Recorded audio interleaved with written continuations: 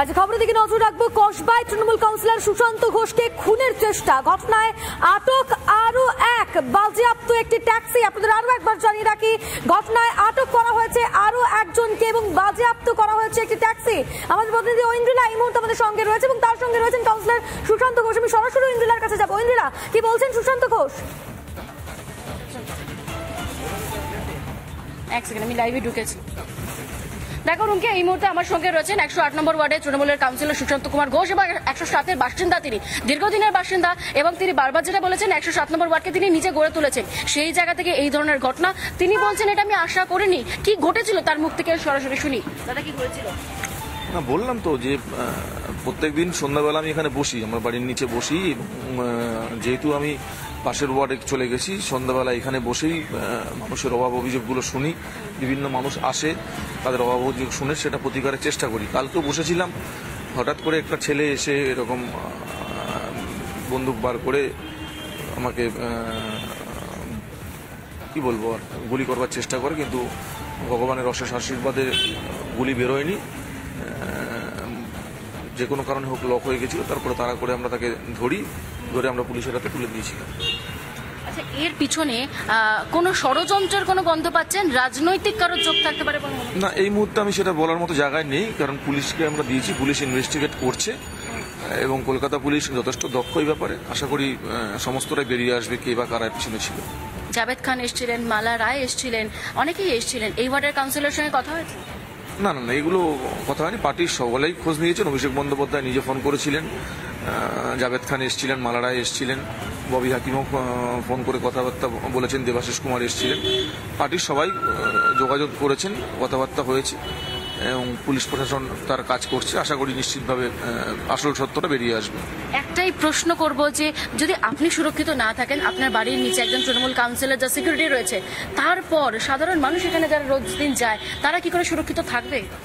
না, দেখুন, এটা তো আমি বললাম এটা একটা বিচ্ছিন্ন ঘটনা, কারণ রোজ তো এই ঘটনা ঘটে না। আর এই ঘটনাটা কোনো একজন ব্যক্তি তার ব্যক্তিগত স্বার্থ চরিতার্থ করবার জন্য এই কারণটা ঘটিয়েছে এবং যতদূর এখন অবধি শোনা যাচ্ছে যে অ্যারেস্ট হয়েছে বা যাকে আমরা ধরেছি তাকে পাঠানো হয়েছে। সে নিজেও আমায় চেনে না, সে কার কাছে এসছে, কাকে ধরতে এসছে, সে নিজেও সেটা সম্বন্ধে ওয়াকিবহাল না এবং সে আমার মনে হয় পশ্চিমবঙ্গেরও লোক না, বিহারের বাসিন্দা।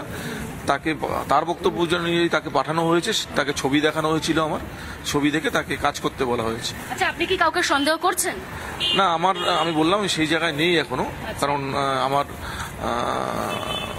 যাকে আমরা ধরেছি তাকে পুলিশের কাছে আমরা দিয়েছি, পুলিশ এখন যা ব্যবস্থা নেওয়া। আচ্ছা, আপনি কালকে এখানটা বসেছিলেন, আপনার পাশে দুজন বসেছিল, হঠাৎ করে এখান থেকে একটা স্কুটি এলো, দুজন নামলো, এবার তখন ধরার চেষ্টা করলেন। এই যে এতগুলো ঘটনা, পুলিশ ছিল তখন কোথাও এদিক ওদিক? না, পুলিশ থাকে না, আমার সঙ্গে সিকিউরিটি ছিল। তার ঠিক 5 মিনিট আগে সিকিউরিটিরা আমি ছেড়ে দিয়েছিলাম, অন্যদিন তারা থাকে। কালকে আমি যাদেরকে কাজ ছিল না বলে তাদেরকে ছেড়ে দিয়েছিলাম, তারা বাড়ি চলে গেছিল। তারা যাওয়ার পরেই ঘটনা ঘটে। এই ঘটনার পর কি নিরাপত্তা আরো জোরদার করা হয়েছে আপনার? হ্যাঁ, আজকে সকালবেলা দেখছি তো আরো 2জন ব্যক্তিগত নিরাপত্তা রক্ষী দেওয়া হয়েছে। দেখুন, আমরা রাজনীতি করি, আমাদের মানুষের সঙ্গে থাকতে হবে, চলতে হবে। আমি আবারও বলছি, আমরা আতঙ্কিত না, কোনো ভয়েরও ব্যাপার নেই, কিন্তু এটা দেখতে হবে যে কে বা কারা জিনিসটা করলো, এটা দেখতে হবে। এখনো পর্যন্ত জানা নেই কে বা কারা করলেন। আমি কথা বলছিলাম গতকাল রিপাবলিকের ক্যামেরায় তিনি বলেছিলেন যে এর পরে রাজনীতি করবেন কিনা তিনি ভাববেন। এই বিষয়ে কি দলের শীর্ষ নেতৃত্ব বা সুপ্রিমো মমতা বন্দ্যোপাধ্যায়ের সঙ্গে কি কোন রকম কোনো কথা হয়েছে ওনার?